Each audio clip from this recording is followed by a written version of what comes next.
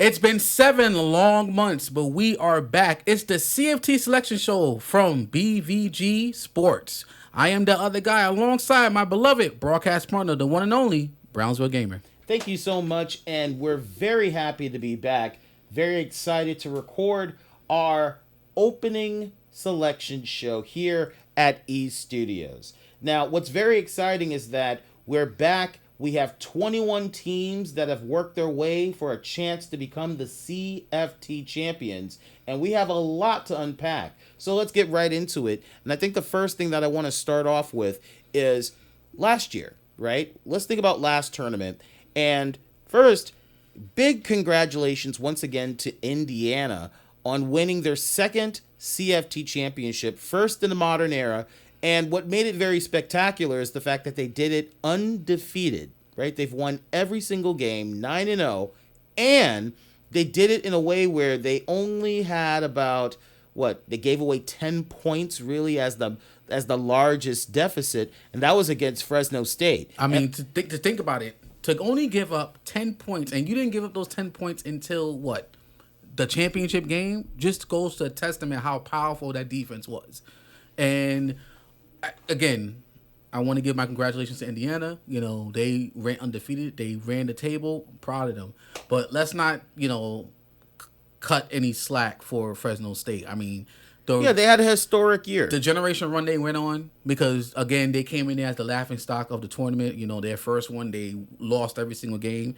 And then they come into last year's tournament and only lose one game. And basically, most teams, they were blown up by 30, 40 points. Right. Games were over by halftime. I mean, there are only a couple of games that made me kind of, a bit on the fence in terms of whether or not Fresno State can win a championship. First was BYU, and they lost by, a possession. Yes. And SMU, which we can both agree, even from many months ago to now, that was a game that they should have lost.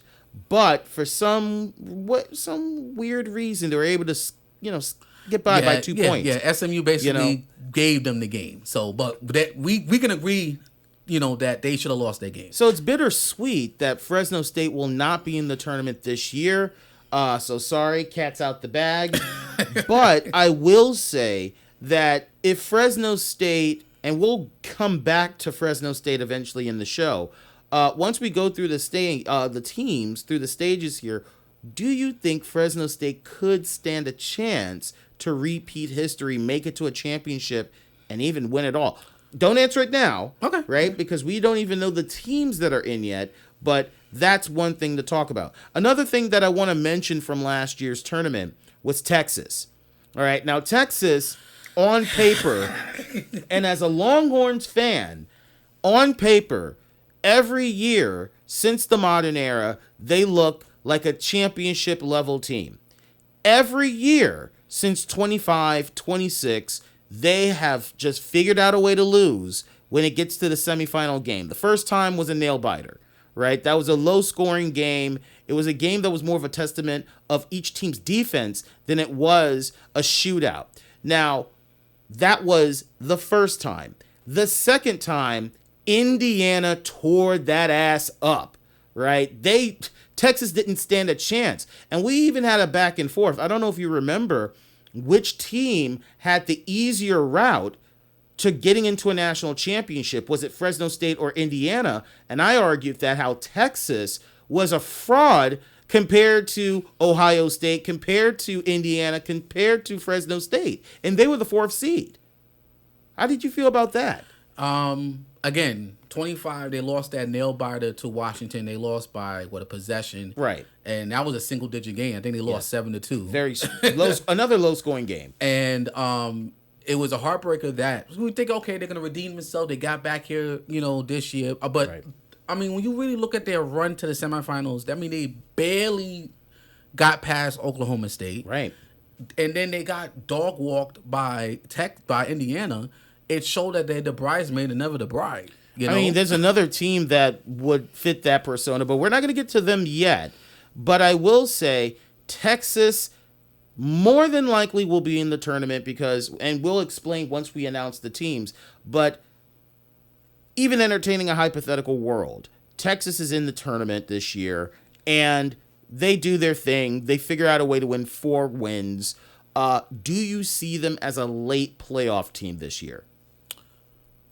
The way they have been playing the last 2 tournaments, I don't think so. I think they're gonna maybe lose 2 games, if that, in the tournament. They'll get back to the playoffs, but I think they're barely going to get. I think they're going to be a low seed this year. I'm going to reserve my answer until we talk about these teams. We'll get back to Texas shortly, but I do have I agree where you're coming from, but I think there's a different perspective as to why I think Texas is going to be right back where they started from. But we'll get there, and I'll explain more later on. Okay. Now, any other memorable moments from CFT 26?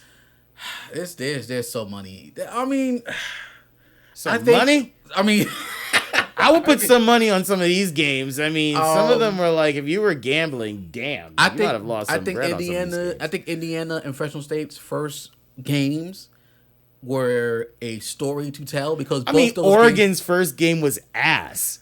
It was like 41-3 or something. It was an embarrassing. And you know what? Since you want to talk about memories, may I relent a little bit about that interaction of the tournament, which was Oregon and their interaction of the tournament? Because one thing I dislike about Oregon, I won't say the word hate. Hate is a very strong word. But one thing I dislike about Oregon is that they look, again, on paper, as a team that should be a championship caliber team. But then when they hit real competition, they fold. Dante Moore should have been the tournament's leading quarterback. But he just gets exposed terribly. It's a situation, and that was round 1 of last year. It's just a situation where they had all the tools in place to make a run, but they just, I mean, this is their 3rd iteration in the tournament. Yeah. And like I said, in 25, they got to the semis. You know, they lost to Georgia, which turned out to be the champion. I mean, championship level team. But that's even Oregon in real life. You know, their excuses. Well, we keep running into the national champion, but if you want to be a champion, you got to beat them. Team. You know, the line is always, to be the man, you have to beat the man. Exactly. And they have yet to beat the men, right? They have always been in positions where they could have been a championship level team, but either they sneak in or they get a pretty decent seed and they just don't capitalize on it. So, yeah, Oregon. I mean, what else? Any memorable moments? I think, yes. So there was the Fresno State game was SMU. I mean, to think that we sat there and commentate that game and saw both teams finding ways to give away the game. And it turned out that SMU wanted to lose more because on 2 same occasions, their kicker botched a field goal. And those are gimmies. Those are things that just, you don't even think twice. And the crazy thing is, those were chip shot field goals. It wasn't like it was 50 yards. We're talking about under 30. And both times, mind you, there was no wind, there was no rain. It was a clear day. You're playing in Dallas. And the kicker botched. I think one of them doinked off the upright. Were they playing in Dallas? Yes. I mean, come on. You have conditions where when you're hitting under 30, and I don't even call this so much of a big pressure game, and that's not to belittle Fresno State. By that point, we didn't know how hot Fresno State was going to be. But to not get those field goals. 2 of them. I mean, not 1, 2, and on back-to-back possessions. You got to win those. Yeah, so that was crazy. Seeing Fresno State, I think their first blowout was, I believe, Western Kentucky. Because remember, the storyline coming into that game, that Western Kentucky was the first game that Fresno State had in the inaugural tournament. Right. And then now we get to 26 and they face each other again and the turns return where Fresno State blows them out. And it wasn't even close. The game was over by halftime. It was 49-7. Yep. And I think I made a statement where I said that the Fresno then was definitely not the Fresno at that point. I mean, we didn't know players like Donaldson. We didn't know that, Warner would actually be a good quarterback. We didn't know that, what's his name? Gillian, another halfback that was phenomenal. I mean, I named them running back you for a reason. I mean, those two guys basically carried the offense to the championship. Yep, and it's unfortunate that we won't see them playing this year but it will give us a huge testament again to how impactful Fresno State was in CFT 26. I'll put in on one memory that I thought that was very impactful.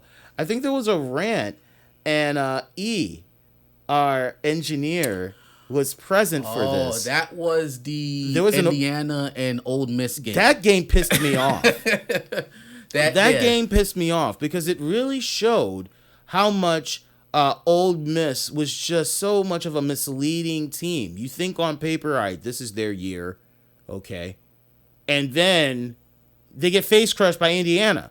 And mind you, this is like SEC's top teams, right? Because at that point last year, the SEC, they had at least 3 teams in, and those were auto bids. We're not even talking about the one that got in the qualifier. Yeah, they were able to on paper look good, but then when they're hitting, Indiana, that we know is progressing to be a national champion, but we didn't think they would get it done in the CFT. That was a roadblock that I was just disappointed seeing. I wasn't too mad at Ole Miss because we went from how they were in 25 when they were the Fresno State at that tournament. Exactly. And then for them to make it, yes, they got, dog walked, but it was a contrast to where they were the year before. So I wasn't too mad. I was disappointed because I thought they would make it at least, further, but those were the breaks. So anyway, that was then, and this is now. We're going to now go into the CFT 27 tournament, and we're going to announce the teams that have made it in, but just a reminder of how the tournament works. Now, the tournament operates in 3 phases. Phase number 1, we call it the auto bid phase. The top 9 teams, based on rankings from the AP polls as well as the coaches poll. Now, granted, the AP poll is a bit of data from last season, but it is coupled with the current preseason AP polls. So we combine the points from both of the polls and we rank the top 9 teams. Those teams are the auto bid teams. They automatically qualify to the tournament. They don't have to do any qualifying tournament processes. They're in. Now, the second phase, we have the conference qualifiers. Now, that's the bulk of the tournament. 11 teams will be composed of 1 champion of each conference qualifier. We call it the Conference Cup. So, every champion that makes it out of a Conference Cup, they earn a slot in the tournament. Now, the second place, the finalists of the Conference Cup, they automatically qualify to something called the Runner-Up Cup. That's the third and final phase. This is the final opportunity for teams to sneak their way and earn the final 21st slot in the CFT tournament. Now, there'll be 6 rounds of competition, and the top 8 teams will advance to the national playoffs. Now, it's normally suggested that 4 wins and 2 losses would be good enough to make it into a playoff. Now, I know one team by the name of Notre Dame would disagree.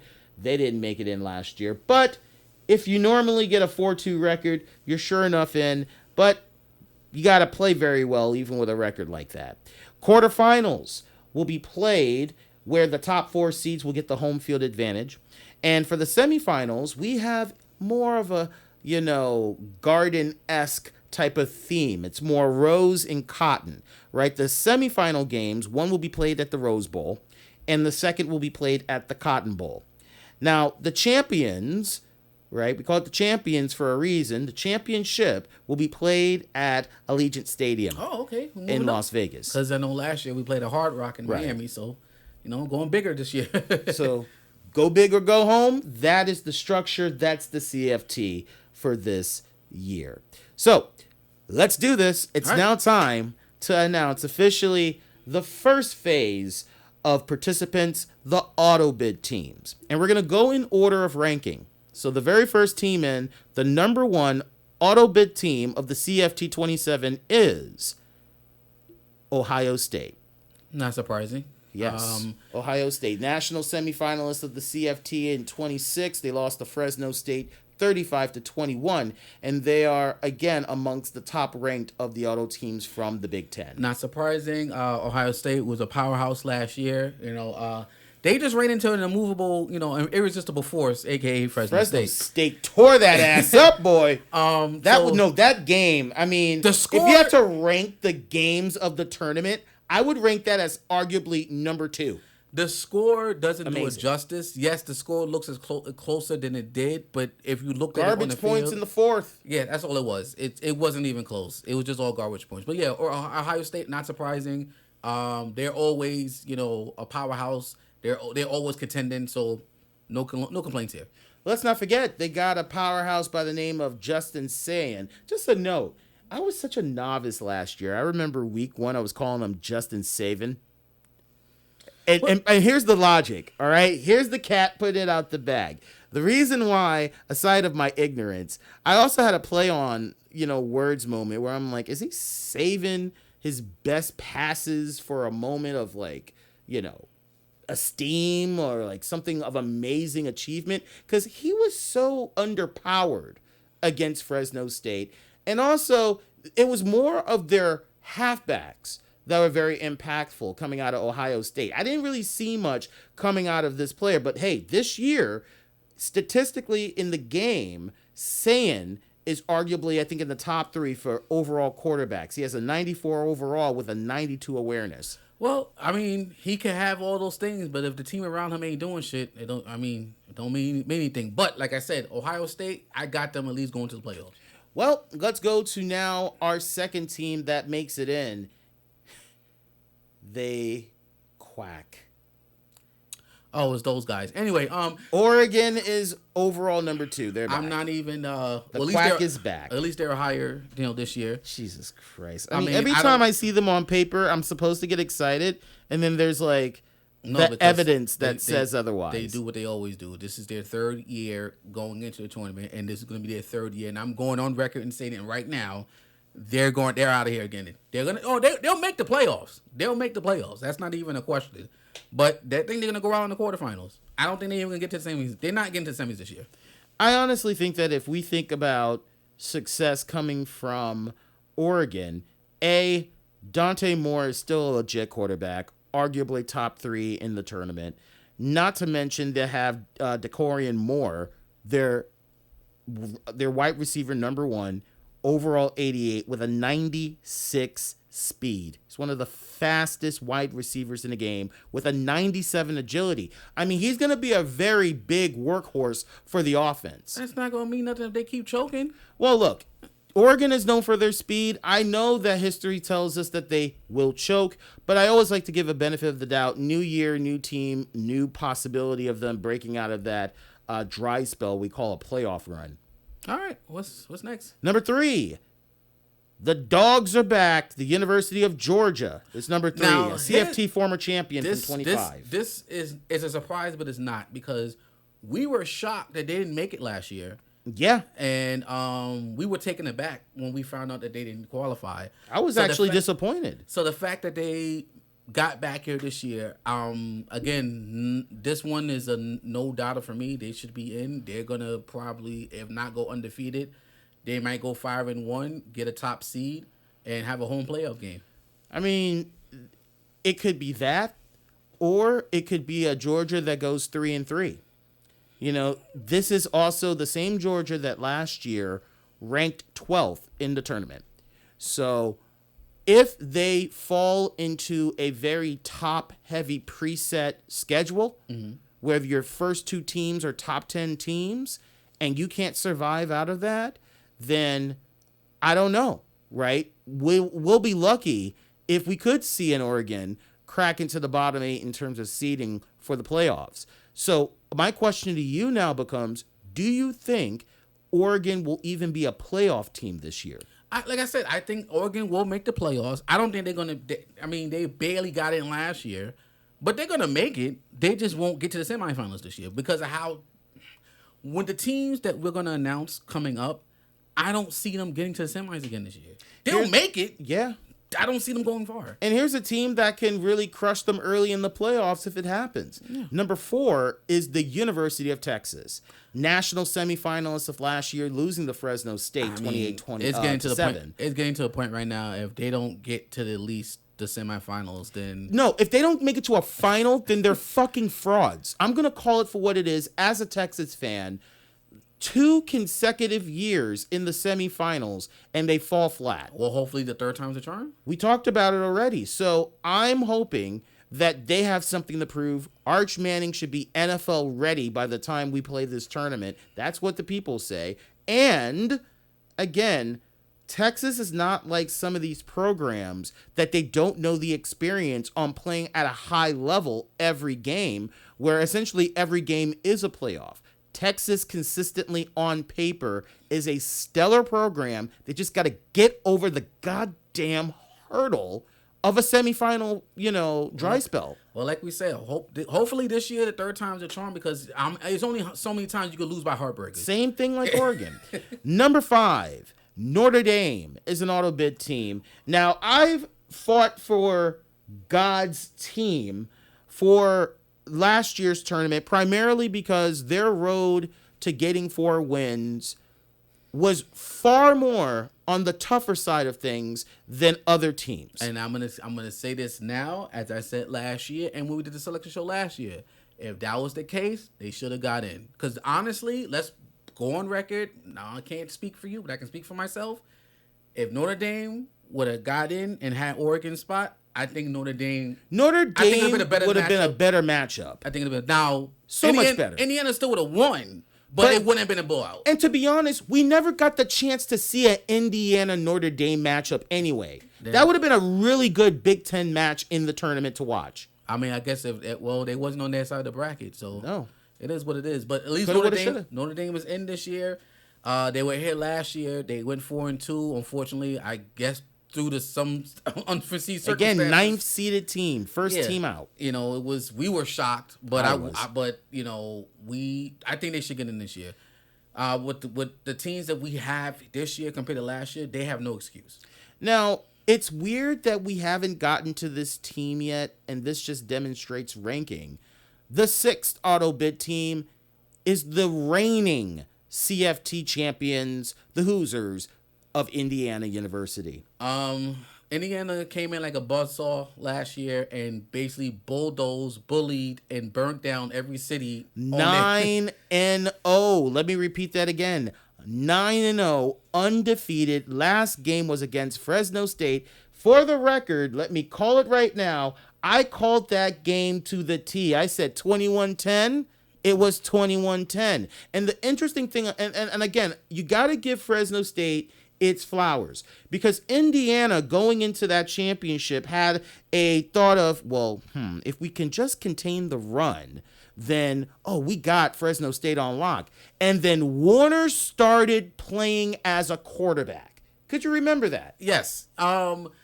Warner showed, let's not just only contain them just for the championship game. There were times, I can remember this one play, our engineer was there for this. It was the Clemson game where it was a quarterback run and he faked out the entire line and he threw it to the tight end, and we were all sitting there like, what the hell? But Warner didn't really need to do much, because when you got 2 running backs like Gillian Donaldson, you don't need to do much. Here's the interesting thing. I think that Indiana discovered a moment of panic in that championship game. You know that Indiana's concerned about Fresno State when they had to do a fake punt. Yeah, that caught everybody by that. To me like, wait, Indiana's running trick plays to extend the drive? I think what happened was Indiana got... Here's my thing. We're going to just touch on this real quick and then move on. Yeah. Indiana got punched in the mouth early. Very early in the first quarter. And it was 10-0. And I think Indiana took that personally. Yeah. Because they were never down throughout this entire that tournament last year. They were never down. So I think them going down 10-0 that early in the game, they took that personally. And they went on 21-10 run. 21-0. Yeah, and never looked back. And now they're in as a national champion. reigning champion. And it's interesting. Again, they're 6th in the ranking. Does it matter? No, right? No, I don't think it matters. Now they're not going to be out. Now I will say they're not going to be as dominant as last year, but I think they'll still get back into the playoffs. Oh, if I would be surprised if Indiana is not in the top 8. No, they'll get in. They'll get in. They're just not. They're going to lose a game or two this year. Yeah. Because tournament's a little bit more top heavy this year. Yeah. But I don't see them losing more than 2 games, if that. I agree. Next, number 7 is University of Miami. Number 8 is Texas A&M, and number 9 is Oklahoma. Oklahoma is the 9th. Now Oklahoma was in the classic CFT. They got in at the 2013 iteration, so they made it far in the tournament. They just couldn't qualify for the playoffs. So I'm happy that they're back in. I think they're going to make some noise too. They always had a pretty good defense. So Oklahoma just ran out of gas down the stretch in 13. So that's why they couldn't qualify for the playoffs. And guess who was the first team out? The 10th ranked team was Notre Dame.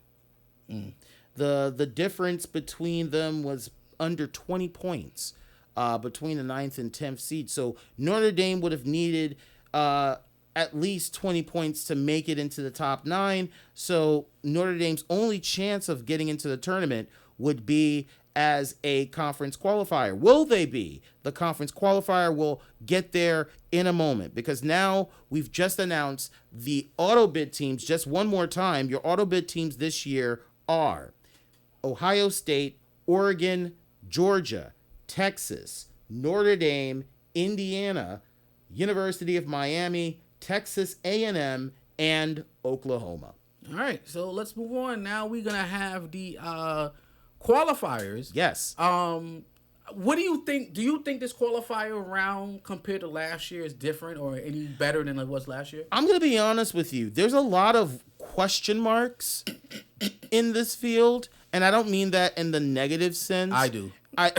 Okay, we'll cross some of those bridges when we get there, but I do think that there are certain teams that I'm like, okay, this might shake things up. There are some teams that makes me go, only because your conference is like this that you're here. Because if it was any other circumstance. Because if it was any other circumstance, you would be at the Motor City Drive-In Bowl in Flint, Michigan. Is that a bowl? No. Oh. But we're just making bowls up now? But that's where they would be in real life. That's where they would be in any other world. The good thing about the CFT, that anyone can qualify. As long as you win your qualifier through conference, which they did, yeah, they made the tournament. Let's run down some of these teams. Here we go. So we're going to start with the most hilarious, because it is the independent qualifier that did not have to play a game.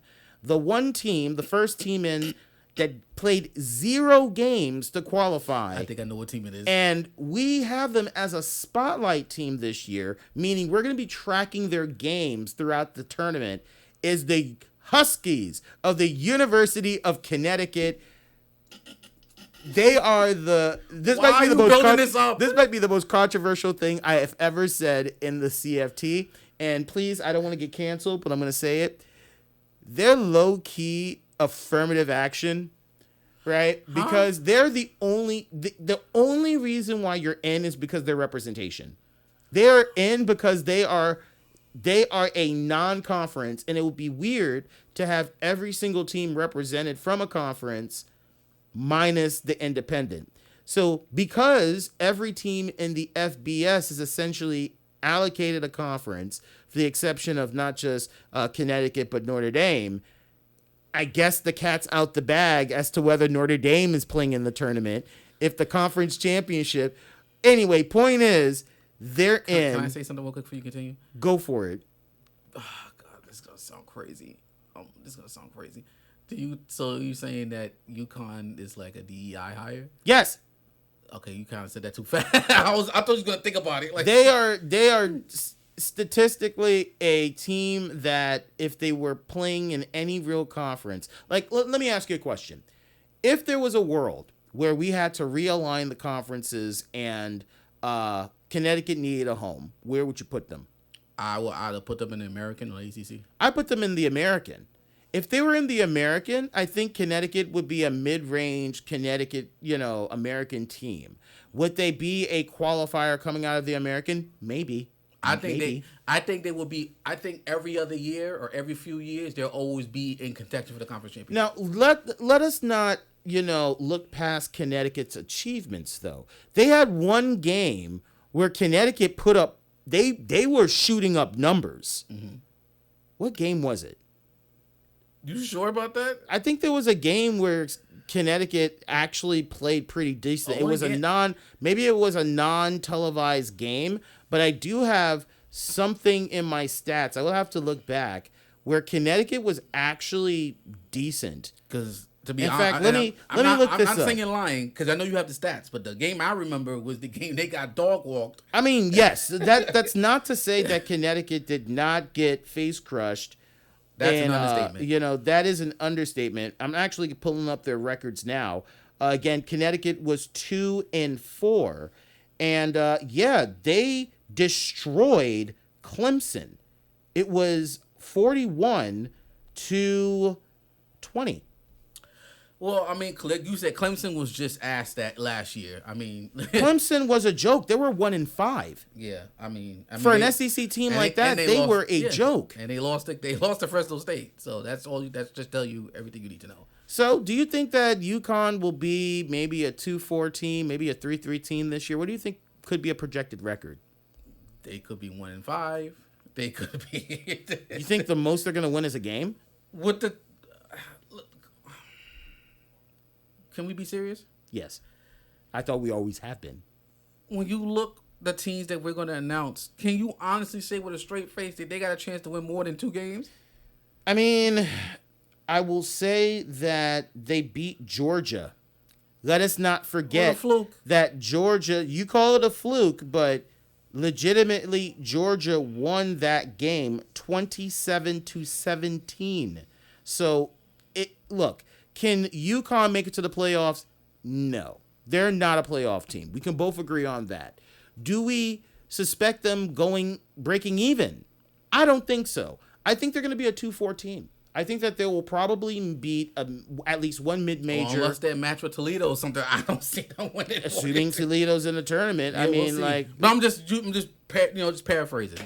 But all to say, good luck, UConn. Speaking of, it's funny you mentioned that program that you just said just now. Mm-hmm. What was it? Toledo. You mentioned Toledo.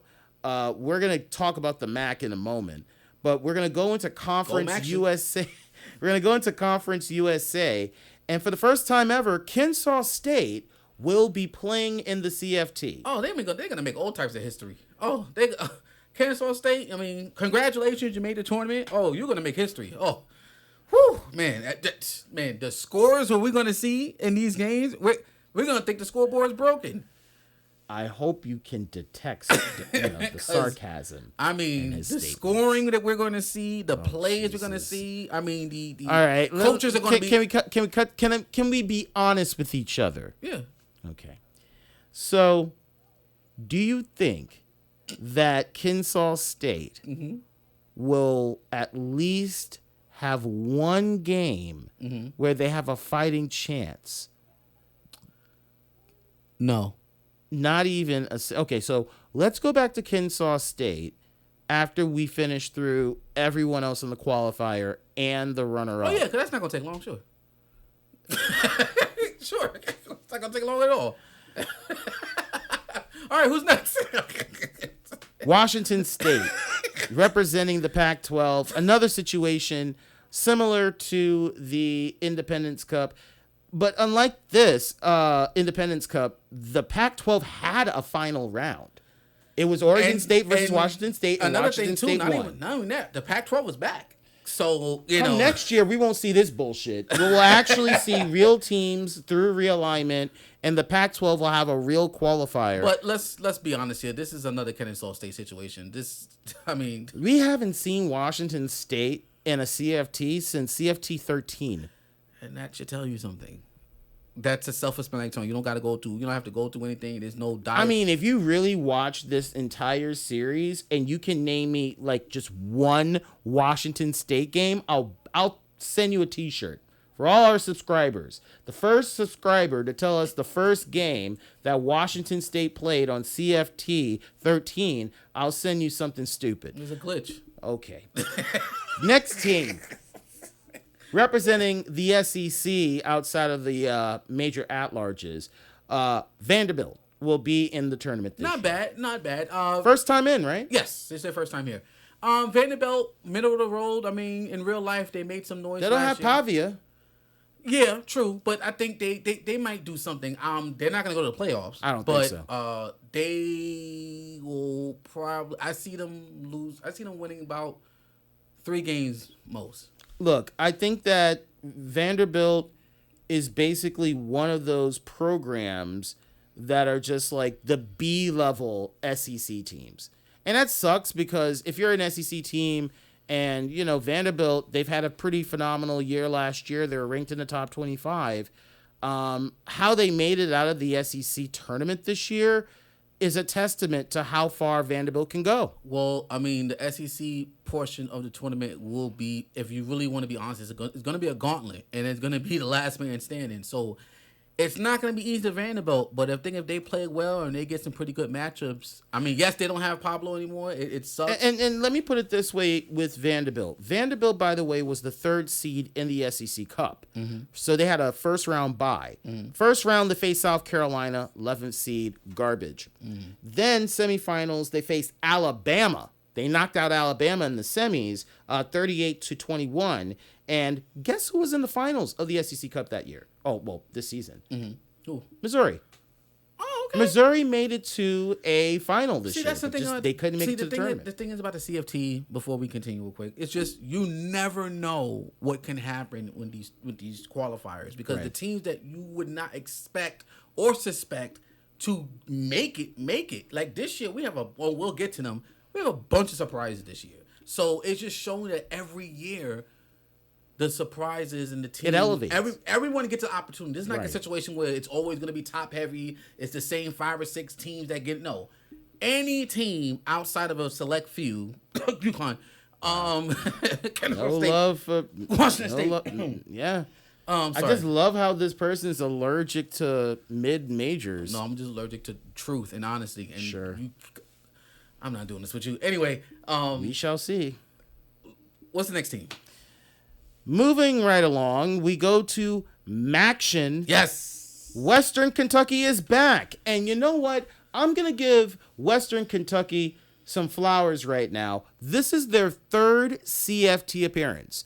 This puts them in represent the Mountain West. Well, first off, we're talking about the MAC, so that's the Mid-American. And secondly, come on, like regardless of how well they'll do, I don't think that we should be demoting the fact that you have to qualify to get into the tournament. And for the fact that Western Kentucky has won 3 qualifying cups, I think is a very good job coming out of their conference. Now, sure, I mean, you know what? You sound like a hypocrite. Like, and you do this every year. Like, one year it's like, oh, MAC is like, oh, they're shit. Like, you sound so bipolar. No, I love the MAC. The MAC is fun. It's one of the funnest conferences. I wish people give the MAC more credit. Yeah, however, it's Western Kentucky. Yes, congratulations. They qualify for a tournament. I mean, this is their 3rd time qualifying for a tournament. They're a bridesmaid, never the bride. They're just happy to be here. I don't suspect them to do well either. That's not even the point. They're happy. They're one of those happy to be here teams. And you know what? Every tournament has them. So why not, like, at least give them their flowers before they get trampled? Nah.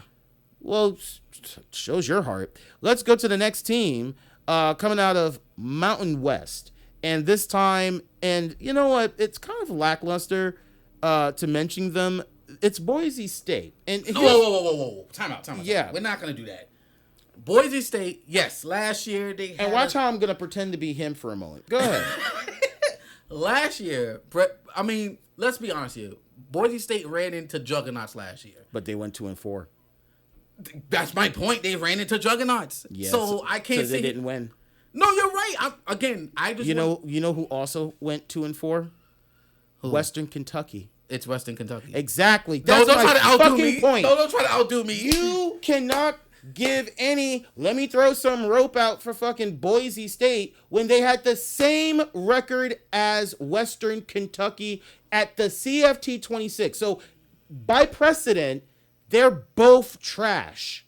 Yeah, but one's less trash than the Oh, other. because one has brand name and the other doesn't. Like, this is the reason why I like the CFT. Because it demotes this brand name bullshit. Oh, right? no, it had nothing to do with the brand. Then why not give them the same energy then? Because Western Kentucky, and if anything, Western Kentucky has qualified more times than Boise this is State. their third qualified. Boise State was an at-large team last year. And they qualified the inaugural tournament. My point is, how can you have Actually, all they're that 3-3. Their prestige should not be treated as shit.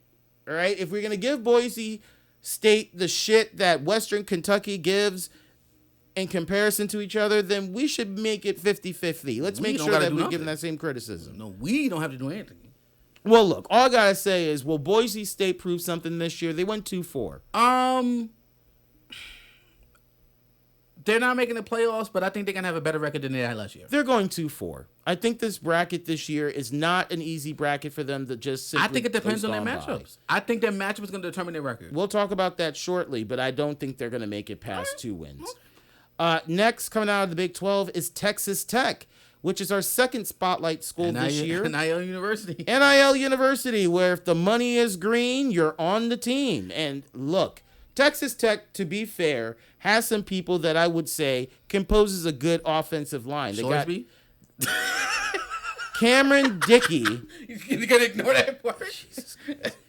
Can we say game breaker? I can say that. Sure. Cameron Dickey, the halfback, 88 overall with an 89 speed, 92 accuracy. You have a wide receiver, Akin, 87 overall. You have a tight end who's a 92 overall. What is the team overall? Overall, they're 16 or 15 in the actual AP preseason rankings. I think in terms of I'm talking about the team overall. The team overall is above an 85. So they're like a B minus? They're B plus. I mean, like, they're definitely above an 85. Texas Tech? 86 maybe. Texas Tech is an either or team. What I mean by either or team, either they're going to be dominant or they're going to be frauds. I think Texas Tech is going to have a really good chance to do okay at this tournament because Texas Tech is not afraid to face good talent because they have an arsenal that can keep up.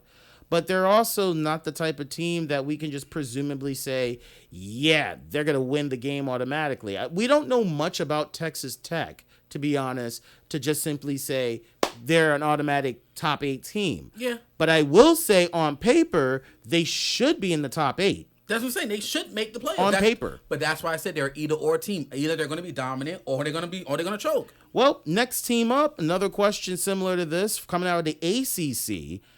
It's the Cardinals of the University of Louisville. This is Louisville's first, if not. Yeah, I believe it's their first time. Yeah.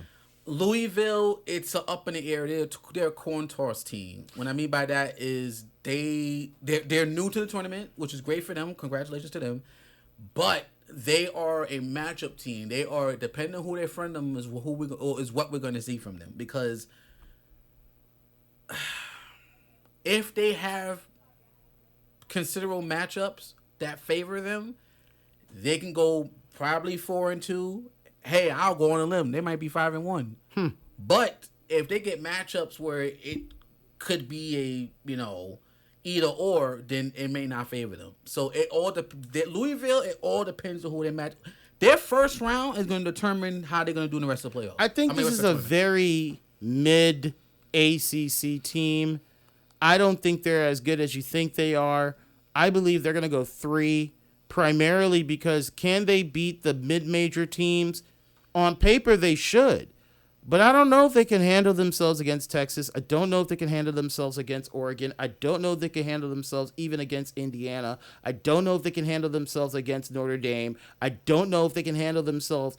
Like, there's way too many I don't knows that gives me any certainty they could come out with 4 wins in a 6-game prelim. I think I'm just optimistic because of they're new. I mean, there's one team I will give that level of optimism to. I just don't think it's Louisville. Okay, all right. Well, again, before we move on, I'll just say lastly that they are a coin flip team, and their first round is going to determine how they move forward. If they get a favorable first round matchup, they ain't got no excuse. Well, that's the reason why I said they're 3-3. Yeah. Well, we're gonna have to agree to disagree there. So, well, it's if they're mid, they're literally in the middle. It's 3-3.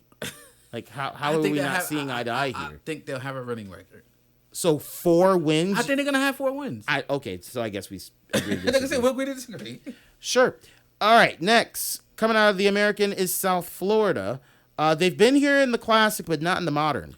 South Florida, I can't really say much about them.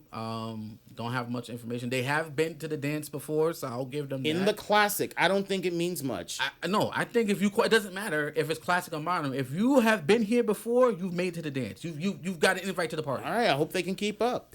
Speaking of keeping up, we have a new program entering into the CFT this year, coming out of the Sun Belt. It's Old Dominion. So who's the next team coming up?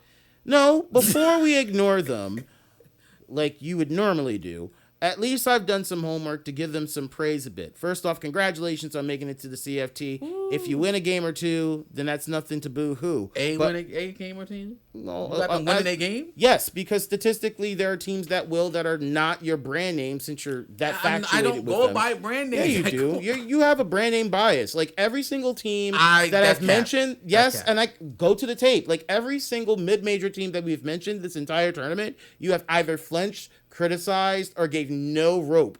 Every brand name team that have normally qualified to a playoff have done at least mid. You don't even say much other than coin flip. I'm going to prove you wrong when we move on. Sure. I'm telling you. Sure. I love how this energy is so contradictory. Would you like to bet some beer on that?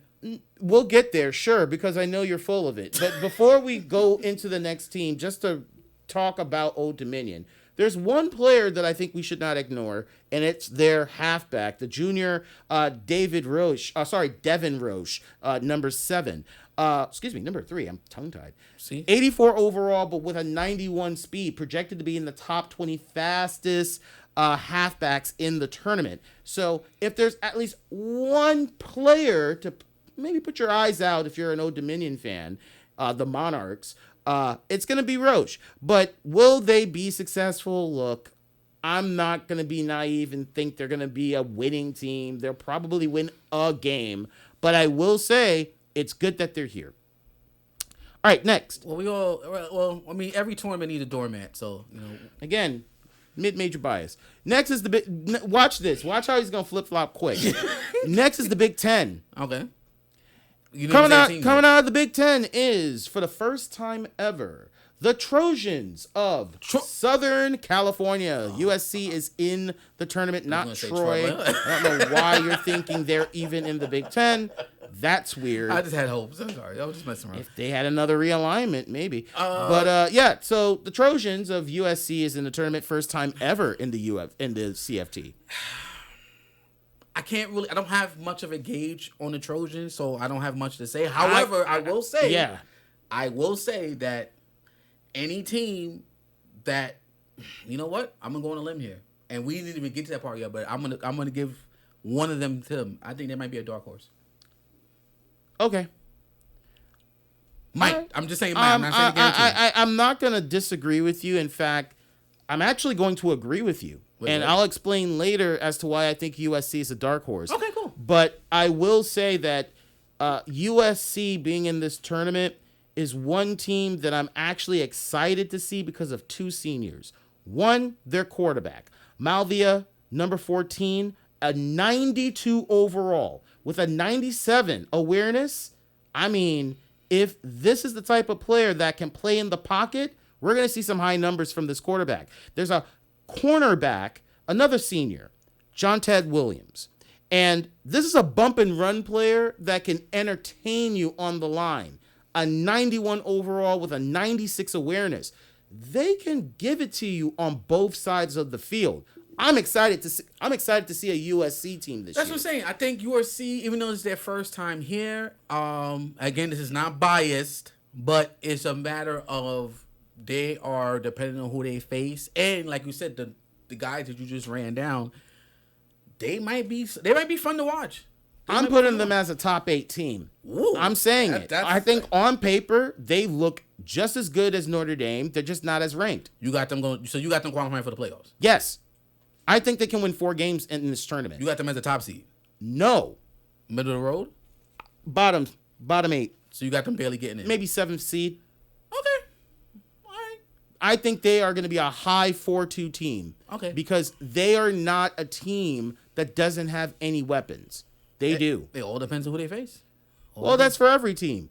But here's another team, and this is actually our runner-up cup, right? We announced all the teams from the respective conferences. This year, the runner-up cup will be an ACC team. So the ACC this year gets 3 teams into the tournament, and the ACC team winning the runner-up cup is Virginia, the Cavaliers. All right, Virginia, first time here again. We got a lot of first timers for this year's tournament, so that's pretty good. Virginia, the Cavaliers, not too much on them. No disrespect, no glaze. It's I need to see what they do on the field. The only notable player I know is their halfback. They're a team that I need to see. They know how to run. I need to see what they are by round 3. Offensively, they remind me of Fresno State last year. I mean, Peyton Lewis, for instance, their fastest halfback. Well, no, you're not gonna speed past that like you didn't say that. Yeah, they remind me of Fresno State. They have a pretty damn good halfback that gives you some sentiments. But Fresno State has backs. They had a whole. No one is okay. I don't understand why you're bringing that energy. That's not the point. No, I'm not. No, I'm not coming for you. I'm just saying you. If you're gonna make that obviously comparison, they had great halfbacks. If you're gonna make that comparison, yes, and I'm giving you reasons why. I think that one, you have a halfback like Lewis that plays like Gilliam. He's very agile. He knows how to run routes as good as Gilliam. Is he as strong as him? And he's younger. Right? In this case, he's more agile by age, and he can actually have some level of agility. So he has a higher agility than Gilliam. Okay, so who do you have that's like Donaldson? I don't know, but that's not the point. The point is there's one person that gives me sentiments of one player that was in a championship-level team like Fresno State last year. If that one person can equate to the 2 people, then I will shut the hell up. Never said that, and I don't think that's the argument. I'm not saying that. I'm just saying... I will say he's not. That's I'm saying if he turns out to be that, then I'm like, I don't think he is of 2 people. No, I'm saying because one person can do the job of 2. So, but that's a false equivalence because you're talking about 2 stellar players. I'm saying he has the power of one of them. Okay, all right. Like that's what I'm saying. Like why are we conflating things? I'm not trying to come for you. I'm just It's weird. All I'm simply saying is that Fresno State is a good team last year. Good. Yes, a very good team that made it to finals. Like again, I'm not demoting them. That's a truth statement. I'm just trying to yank you. I'm not trying to. Sure. But anyway, Peyton Lewis, a player to look out for from the Cavaliers. I think that they could be a team that would be interesting to watch enough to see if they sneak into the tournament. I don't think that they will, but I wouldn't be surprised if they do. All right, well, we'll see with them. They're another team that need to wait and see what happens with them. So, look, let's go back to what I asked you earlier, and this was a question about Fresno State, since you're, all about that Fresno State life. Oh, my God. Fresno State, if they were in the tournament, do you think that with the field we just announced, they would have a fighting chance in the playoffs? They're not going to go 5. They wouldn't go 5-1, and I'm just being honest. I don't think they would go 5-1 in this field. But I think if Gillian was still there, because unfortunately he's not there this year. He graduated. If Gillian was still there, they would probably sneak in. Maybe, but I don't think so. And here's the problem. So you don't got to make it in at all. No, here's the problem. 8 teams got to make it in. Mm-hmm. Here are the 8 teams that I think, just based on what we called out. Ohio State is 1. Mm-hmm. Sadly, somehow Oregon is 2. Mm-hmm. Texas is 3. Mm-hmm. Georgia is 4. Mm-hmm. Notre Dame is 5. That's all auto teams. Number 6 will possibly be Texas Tech. Okay. Number 7, I got USC. Okay. And number 8, I don't know, maybe Virginia or maybe Texas A&M. And I think maybe you're on crack. Because how are you talking about? That's 8 teams. No, the 8-team thing, I get it. Texas, yes. Oregon, yes. Ohio State, yes. Okay. Notre Dame, asterisk, because they should have been in last year. And they're playing with a 4-2 record, so I don't know why we give them an asterisk. But go ahead. But yeah, Oregon, definite. Texas, definite. Ohio State, definite. Texas Tech, yes, I can see that happening. I think they can be AFC. They won't go 5-1. Hell no. How they many will not teams go did 5. you just count? Texas Tech, Oregon, Ohio State, and Georgia. So that's 4. Wait a minute. So, if that's the case, you don't think Notre Dame can beat them? No. You think that Fresno State can beat Notre Dame? All right, bet. You don't believe it? I think that the win that they had against Ohio State was monumental. I don't know if they can strike lightning twice. So are you going on record and saying that's a fluke? I'm not saying it's a fluke. I just don't think they can strike lightning twice. I just don't think that if you had to tell me, can they run it back with this year's Notre Dame? But I don't think honest, so. to be honest with you, I think yes, because I think Ohio State was the better team. Roster to roster this year, no. I think Ohio State was the better team, and they beat the better team. So if they can beat the better team, yes, I think they can go toe-to-toe with Notre Dame. Now, I'm not saying they're going to blow them out. I think they would lose. I think they will win. I think 2 things. Either they'll win in overtime or they're going to win by a field goal. I think that Notre Dame will beat them by 2 possessions because I think that That's cap. We've underrated how good Notre Dame was. But if they were so good, they should have made the playoffs. But I love your argument because you can say that for every team that wasn't in the but we're talking about this particular numbers. We're not doing that. Do you even know how close they were? Yes, we argued this last year. No, you don't know the numbers. You don't know the numbers. You don't know. I'll tell you. The numbers very clearly indicates that the difference between them last year was 2 points. We had 2. When we did the selection show last year, we had a whole segment. I know. I was there. What I'm trying to tell you is that I love how people underestimate and undermine how close the difference was between 9 and 8. It was 2 points. I understand. It wasn't a blowout. I never said it was. So why are we underestimating it like it was shit? The numbers don't lie. Because the games that they were supposed to win, they lost. Duh, that's how tournaments work. It's Swiss style. You win teams and you lose teams. I think the problem is that there's this like binary of win, good, lose, bad. I think there's a variance of good losses and bad losses. And I think that Notre Dame had far more of a harder record. We can go record to record right now. We ain't got that type of time. Exactly, because I know I will be right. Record to record, Notre Dame had a stronger schedule than Oregon. So they should have got in. No, because if it's a harder schedule and it's harder to get in, and they, by the way, I'll end with this one question, Mark. Oh boy. Because it's gonna be a trick question. No, it's not. It's a very basic one. You saw the tournament. You were there. You should be able to answer it. What was Notre Dame's record? 4-2. And we'll go now into the next segment of the tournament. See, we don't got time. We'll go. Let's go. I'll end it there. Right. A 4-2 team that was not at a 500 record, mathematically, .625, do the math, did not make it to the playoffs. Remember that. All right, so let's talk about now from the teams that made it in. Now we're going to talk about the actual matchups. These are the matchups that will compose this year's tournament. Now, let me remind all of you how this basically works. We run it like a Swiss-style tournament. There are 6 rounds. In each round, the first 2 rounds, we pair them up randomly in a lottery, right? So we don't look at previous records. Once they're in the tournament, we randomly punch them into the system for the first 2 rounds. Afterwards, from rounds 3 through 6, teams are matched up based off of their records. So after round 2, whoever are the undefeated teams, they face each other in round 3, then the 1-1 bracket, then the 0-2 bracket, and we keep on doing it until we complete 6 preliminary rounds and the top 8 team advances. So here is round number 1 of this year's CFT. First team is, the first round matchup is Boise State versus Texas. I think Texas can easily win that. Yeah, that's Texas. We don't got to argue there. Second, we have an ACC matchup, Virginia versus Miami. That game can go either way. I agree. I don't think it's going to be a blowout. I don't think it might be out of defensive showdown or one team might pull away at the end. I think Miami might pull it out over Virginia, but I'd give it by a possession. I think Miami wins by at least 10 points. Okay.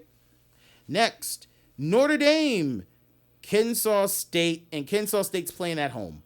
Yeah, what's the next matchup? Okay. Because we're not doing... No. Notre Dame... That game will be over by the first quarter. Notre Dame is in a situation in this game where if you feel so confident that you're going to face crush them, then the object of the game is get as many points as possible. The most points you get can increase your seeds in the playoffs. I wouldn't be shocked if Notre Dame drops a 70 burger on them. If they do, it gives them good padding for the rest of the tournament. It's theirs to win. Next, we have Ohio State. This is going to be a good game. Ohio State versus Oklahoma. That might turn out to be the game in the round. Who knows? But it is the game of the round, actually. Oh, wow. Look at that. Yes. Ding, ding, ding, ding, ding. I win the prize. That's a good game. And I got Ohio State low-key, but Oklahoma is going to give Ohio State a run for its money because Oklahoma's defense looks nice this year. Nah, in I think it's a trap game. I got Oklahoma in that one. Okay. I got them winning by possession. It's going to be a close one. I think Ohio State wins by a field goal. Ooh. Yep. Okay.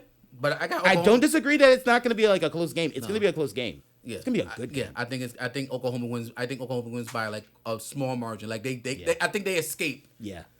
Do Oklahoma play home? Are they at home or they away? Oklahoma is playing home. Okay. And I think Ohio State can play good on the road against a team like Oklahoma. I think I got Oklahoma winning by at least a field goal or they take it to overtime.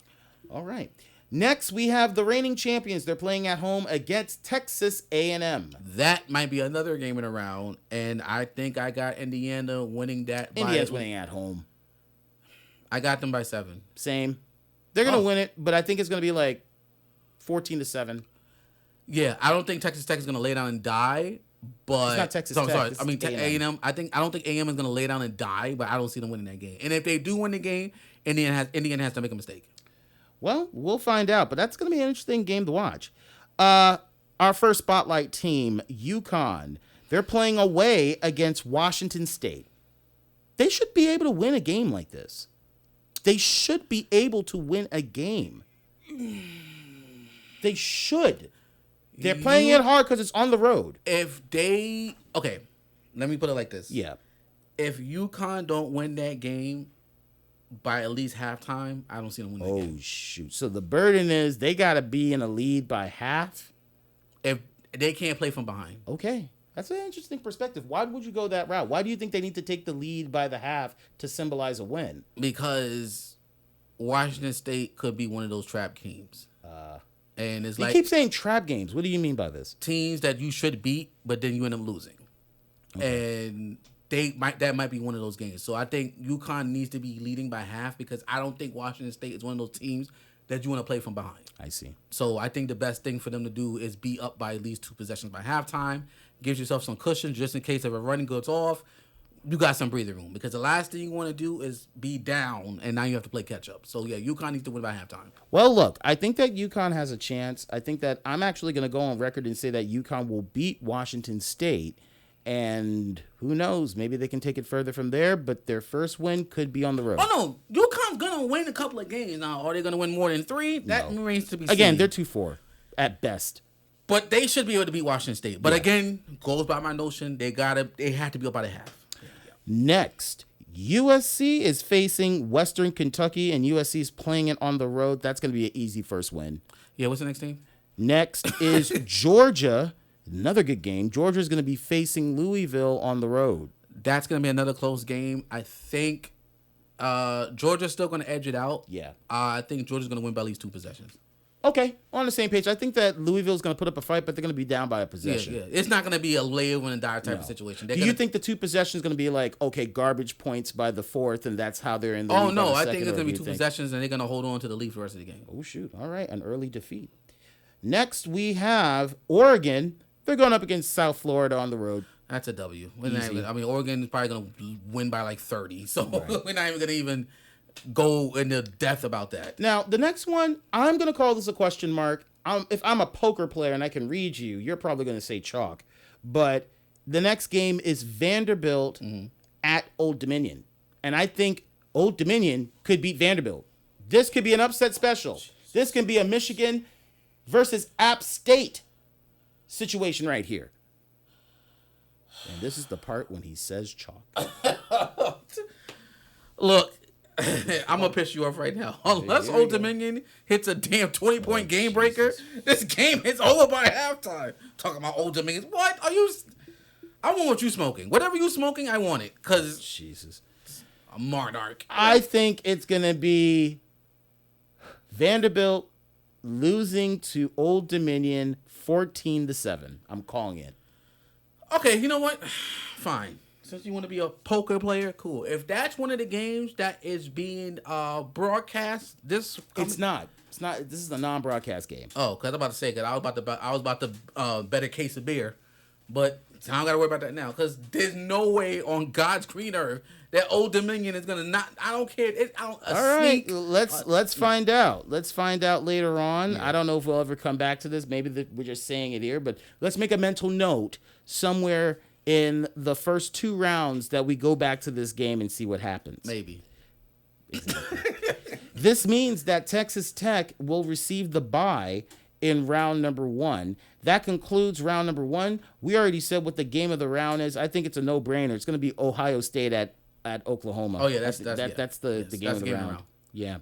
Let's go to games for round number 2. This time Texas is going up against Virginia in Charlottesville.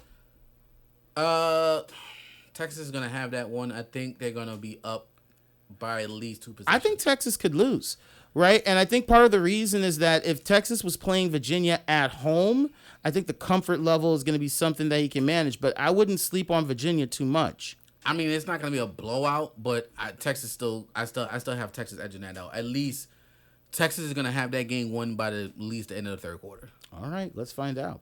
The next game, again, you and I are going to be on alignment here. This is game of the round easily. It's Indiana at Notre Dame. Oh, this is going to be the game that I'm looking so forward to announcing with you. This game may have playoff implications easily. Can you believe that this is basic? We're literally watching a CFT final and round number 2 of the tournament this year. This could go. I can't call this one because this can go either way. I'm putting my money on Indiana. One team has to make a mistake. That's the only way the other team's going to win. It's going to be Indiana beating Notre Dame. It's going to be 28-21 Notre Dame. It's going to be a shootout, boy. Yeah. No, this is not going to be a situation where one team's going to dominate. Unless one team overlooks the other person and they don't show up, that's the only way I can see this being a blowout. Outside of that, they're going to be going back and forth. Yeah. And I think it's going to come down to who makes a mistake. Well, it's going to be the game of the round. We're definitely going to be calling it. So I'm looking forward to calling it with you on this one. Next, we have a spotlight game. It's Louisville at Connecticut. At one point in other spaces, they're Big East teams. But in our ecosystems, they're what the fucks. What do you think about this game? If UConn is another game, they got to win it by halftime. This is the last team. I'm going to keep it a stack with you. If you can't beat Louisville, you can't make the playoffs. It's that simple. You got to beat teams like Louisville. I honestly don't see them winning. I don't think they're winning it. And if they do win it, it's going to be, but they're going to escape. They're not winning this game. I'm calling it. So you don't have not even a margin. No. I think they're going to get crushed by 14 at least. 14? Yeah. Louisville is not a crappy ACC team. Yeah, but if Louisville overlooks them, I don't think so. Have a chance. I don't think so. I think UConn, Godspeed.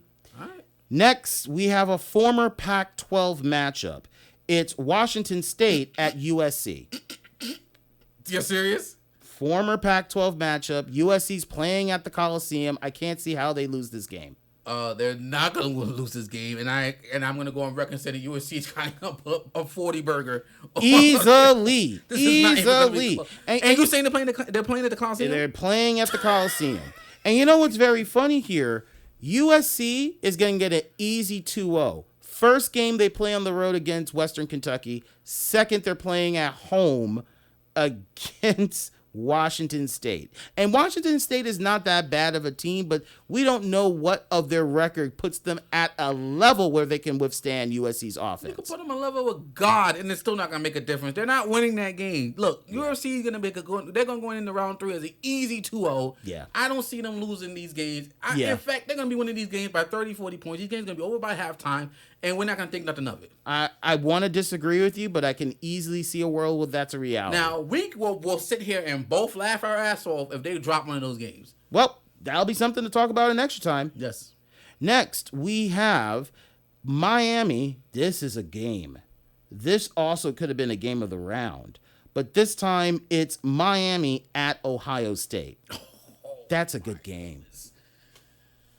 That could have been, I can't call in that real life, a national championship that could have been. Can't call that game. I can't call it. I can't. Coin Miami. flip? Yeah, that's got to be a coin flip. I think the advantage goes to Ohio State. I think if Stan has a good night and those slot wide receivers do their job, I think if Miami's on their A game, they have a fighting chance. But I can't. That can go either way. That's an interesting one here. Could be a game of the round, but we already got one marked. I mean, it's. I guess if we had a doubleheader, it would be on the call-in block. Next, Kennesaw State on the road against Vanderbilt. Chalk. Yeah, chalk. No, I don't think it's chalk. Really? You think Kennesaw State might pick it up in this one?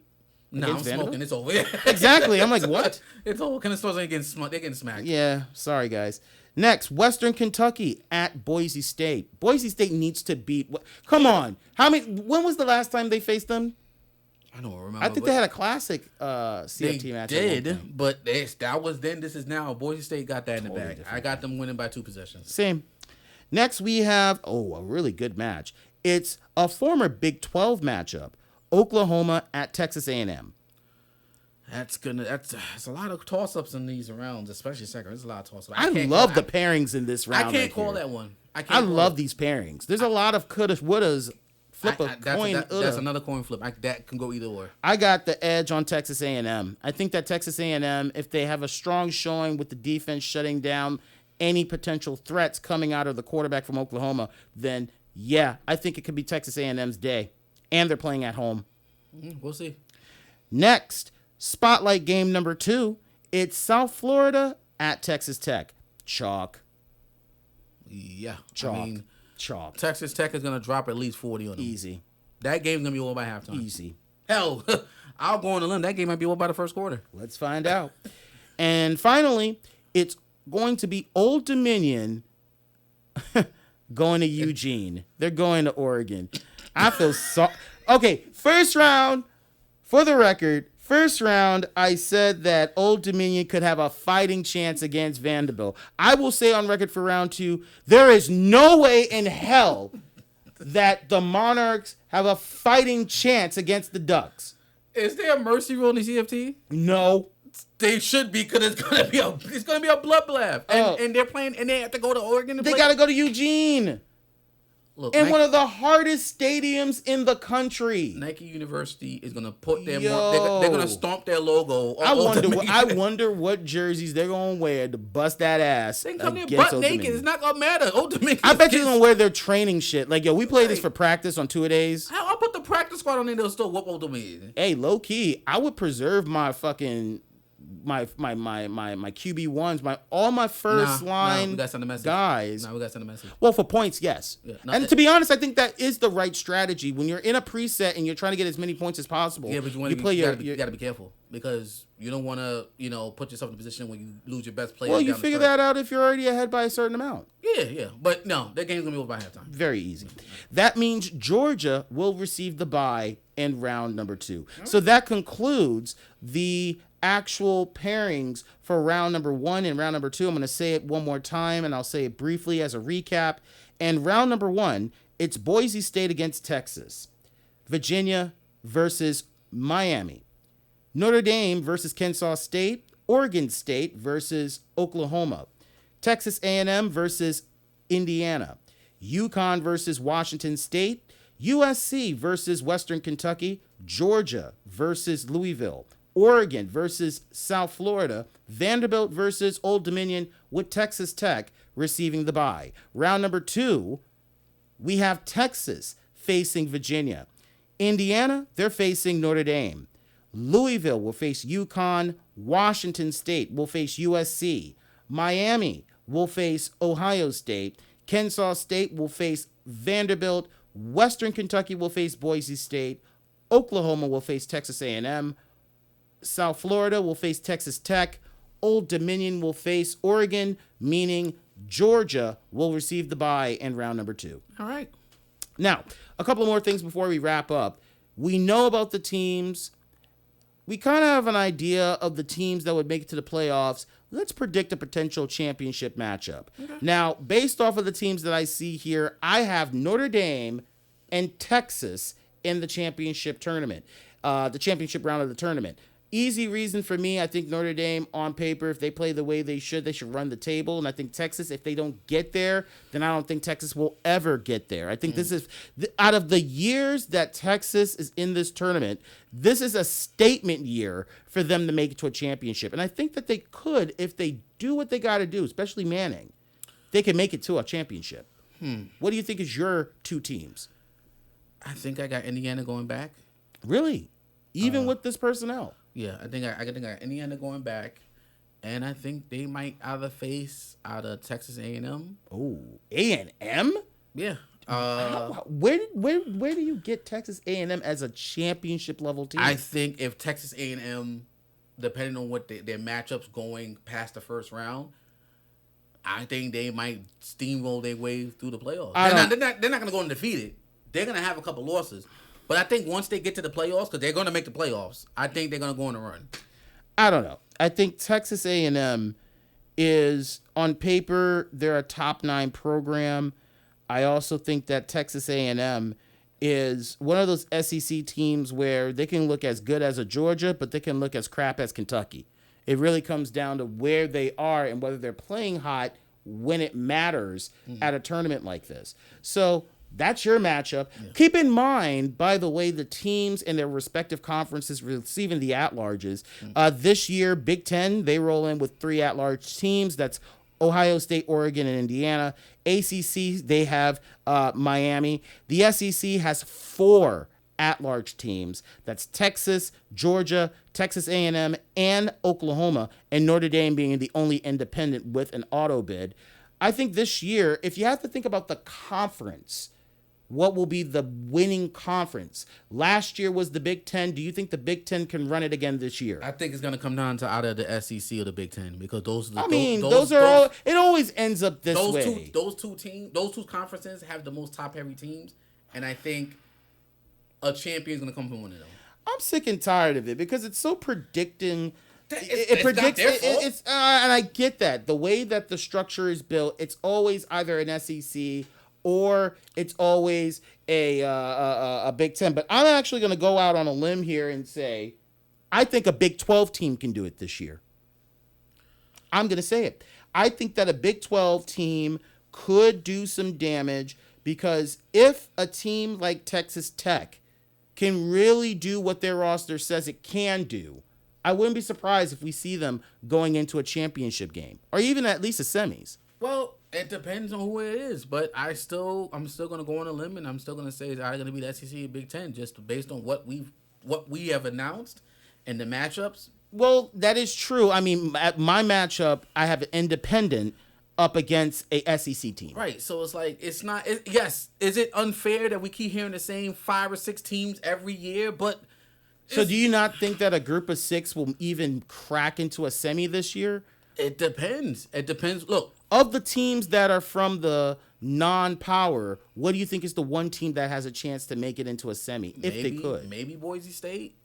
Maybe. And I'm just, that maybe. Yeah, it depends. But yeah, I think it's going to be the same 2 teams again. I think to be honest with you, if there's 2 teams, it could be South Florida. It all depends on who they face. South Florida is not a team that is garbage in terms of them being able to keep up. But right. I mean, they're not great either, but it all depends. Like I said, we won't know for sure until like at least round 3. But we do know Boise State went 2-4 last year, so I don't think that's a great precedent to stand on. Because of their matchups. Their matchups were horrible. Let's talk about that then, right? Let's look at the matchups from last year. So if we look at Boise State, and we got a few more moments, so we can entertain this for a little bit. Okay. Boise State last year, they went 2-4. They lost to, and I think that I'm looking at the wrong data, so let me just give me a second here, because I really want to show you something about Boise State. So Boise State, last year, they went 2-4. They beat UConn, right? They beat UConn 41-10. They lost to Ole Miss. They lost to Indiana. They beat Clemson. Everybody was beating Clemson. Yeah, that's true. They lost. Look, you don't lose to Bowling Green. I forgot they Of lost. all the teams, and again, Boise State had a very tough schedule going 2-4. I literally said that. But at the same token, You can't lose to Bowling Green. you don't lose to Bowling Green. I forgot they lost to Bowling Green last year. And they lost to Oregon in round 6. It's Oregon. I understand. But Bowling Green is unacceptable. It's unaccessible. You got to be Bowling Green. Yeah. So, yeah. I think, it goes right back to what I just said. It all depends on their matchup. If they have decent matchups, they can sneak in. If they have the same harder matchups again, then yeah, they either might go 2-4 again, or they might even go worse than that. They might go 1-5. Yeah. So it all depends. Hopefully they get better. Hopefully their matchups favor them in the later rounds, because you don't want to play catch up to try to get yourself in the playoffs in later stages of the tournament. Now, one last thing before we go. I mentioned the idea of a dark horse. Now, I said earlier in the show that USC would be my dark horse. They are built to destroy teams, even though we don't have anything on paper. Based on the teams that we've talked about throughout the show, who would be your dark horse? I think it'd probably be USC. So you and I are on the same page. I think USC, based on what they have, and I think on paper, I think if they get the right matchups, they're not gonna go undefeated. I think they might go 5-1. I wouldn't be surprised. They might be a quiet 5-1. It wouldn't be like a Fresno State 5-1 where it's like, holy shit, they beat this team. Holy shit. I think they'll go 5-1, but it'll be like a quiet. They're like under the radar. Look, knowing that they play teams in the Big Ten like it's regular, they are built to be at least a 4-2 team. I can say that they could be a 5-1 team. Do you think they can run the table and go 6?